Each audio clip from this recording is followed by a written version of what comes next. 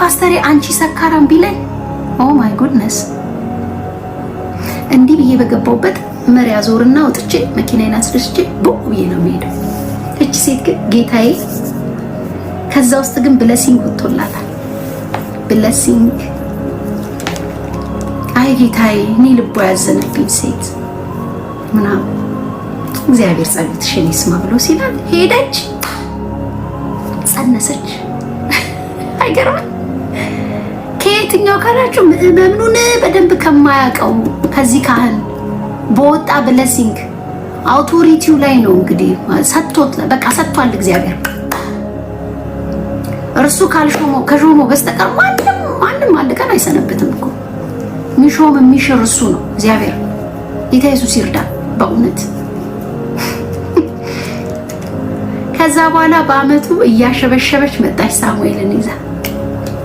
በሕያው ነፍስ እምላለሁ ትዝ ይልሃል ያኔ አለችው። ትዝ ይልሃል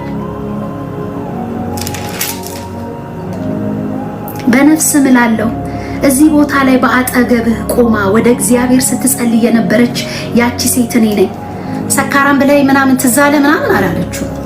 ትዝ ይልሃል አንተም ብሎ ካህን ሰካራም ብላይ ትዝ አለ አይደል?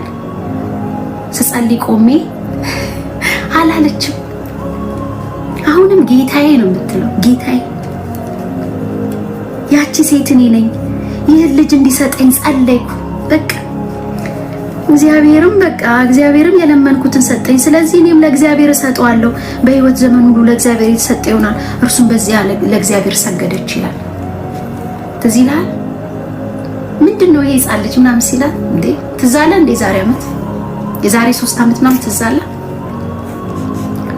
እዚህ ጋር ቆሜ ስጸልይ ስካርሽን ካንቺ አስወግጁ ልዩ ማስታወሻው በቀኑ ያልከኝን ላስታውስ ይቻላል እኮ ምንም አላለችም።